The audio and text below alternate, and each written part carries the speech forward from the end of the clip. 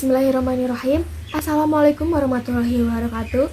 Salam, Om Swastiastu, Namo Buddhaya, salam kebajikan bagi kita semua. Pertama-tama, marilah kita panjatkan puji dan syukur kehadirat Allah Subhanahu wa Ta'ala, Tuhan semesta alam yang selalu melimpahkan hidayah dan nikmatnya kepada kita semua. Sebelumnya, ada pepatah yang mengatakan bahwa tak kenal maka tak sayang. Maka dari itu, izinkan saya untuk memperkenalkan diri saya. Perkenalkan, nama saya Selada Purahayu dari kelas 12 OTKP 6. Sebelumnya, pernah gak sih kalian berpikir bahwa 90% remaja di Indonesia mengalami masalah mental atau gangguan mental yang sering disebut dengan mental illness? Maka dari itu, tema pidato yang akan saya bawakan kali ini tentang mental illness pada remaja. Apa sih mental illness itu? Mental illness atau yang sering disebut dengan gangguan mental adalah suatu kondisi di mana seseorang merasakan gejala-gejala yang menyerang fisik maupun psikis dan berkaitan emosi. Gejala-gejala tersebut mulai dari rasa cemas berlebih, ketakutan, sedih berlarut-larut, tertawa tiba-tiba, berhalusinasi, dan masih banyak lagi. Menurut data dari Badan Kesehatan Dunia WHO, diperkirakan 1 dari 7 anak usia 10 sampai 19 tahun mengalami masalah psikologis. Sebesar 80-90% kasus bunuh diri merupakan akibat dari depresi dan kecemasan. Kasus bunuh diri di Indonesia bisa mencapai 10.000 atau setara dengan setiap 1 jam terdapat kasus bunuh diri. Menurut ahli suicidologi, 4,2% siswa di Indonesia pernah mencoba bunuh diri. Sayangnya, kebanyakan dari gangguan ini tidak dapat disadari dan tidak mendapatkan penanganan yang tepat. Keterbatasan pemahaman dan pengetahuan kesehatan mental di Indonesia masih menjadi hal yang tabu untuk masyarakat. Di Indonesia sendiri, kesehatan mental belum menjadi kebutuhan. Masih terkubur kebutuhan-kebutuhan yang lain yang lebih mendesak, seperti sandang, pangan, dan papan. Banyak juga yang menganggap orang dengan masalah kesehatan mental adalah orang yang kurang pengetahuan agama dan tidak dekat dengan Tuhan. Remaja dengan masalah kesehatan mental sangat rentan dikucilkan di lingkungan pergaulannya, tidak dihargai, serta dicap buruk oleh teman dan masyarakat sekitar. Melansir WHO, faktor-faktor yang dapat meningkatkan resiko masalah psikologis pada remaja meliputi hal-hal berikut. Yang pertama, ada tekanan untuk menyesuaikan diri dengan teman sebaya.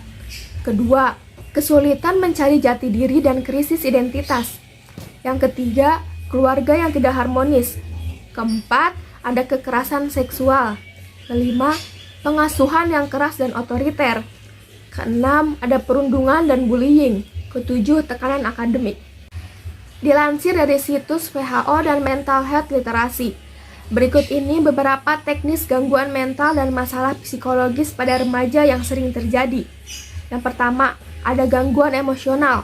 Gangguan emosional meliputi kondisi berikut, seperti gangguan kecemasan, panik berlebih, fobia spesifik, dan depresi. Yang kedua, ada gangguan perkembangan perilaku, meliputi kondisi ada autism spectrum disorder, attention deficit atau hyperactive disorder, gangguan belajar atau learning disorder. Yang ketiga, ada gangguan makan atau eating disorder. Gejalanya ditandai dengan perilaku makan yang abnormal, misalnya menolak makan atau anoreksia nervosa. Keasikan makan lalu memuntahkannya disebut bulimia nervosa, atau makan terus-menerus disebut binge eating disorder. Yang keempat, ada psikologis. Gejala ini dapat berupa halusinasi atau delusi. Pada kasus tertentu, gejala psikologis dapat berkembang menjadi skizofrenia. Gangguan psikologis pada remaja ini dapat mempengaruhi aktivitas sehari-hari, termasuk dalam bergaul dengan teman-teman dan berinteraksi dengan anggota keluarga. Yang kelima, ada bunuh diri dan menyakiti diri.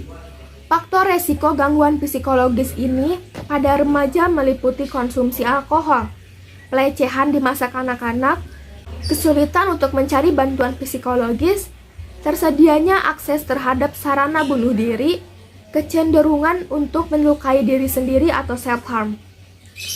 Dalam mengatasi masalah psikologis pada remaja, orang tua harus mengambil peran utama, terutama dalam mendidik dan mengasuh anak, yaitu dengan cara memperhatikan perkembangan sosial dan emosional anak, peka terhadap perubahan mood anak, mendeteksi dini masalah psikologis yang mungkin anak alami, mempersiapkan fasilitas perawatan sejak dini seperti melakukan aktivitas fisik, memelihara pikiran yang positif, 3. Psikoterapi, dan 4. Terapi kreatif.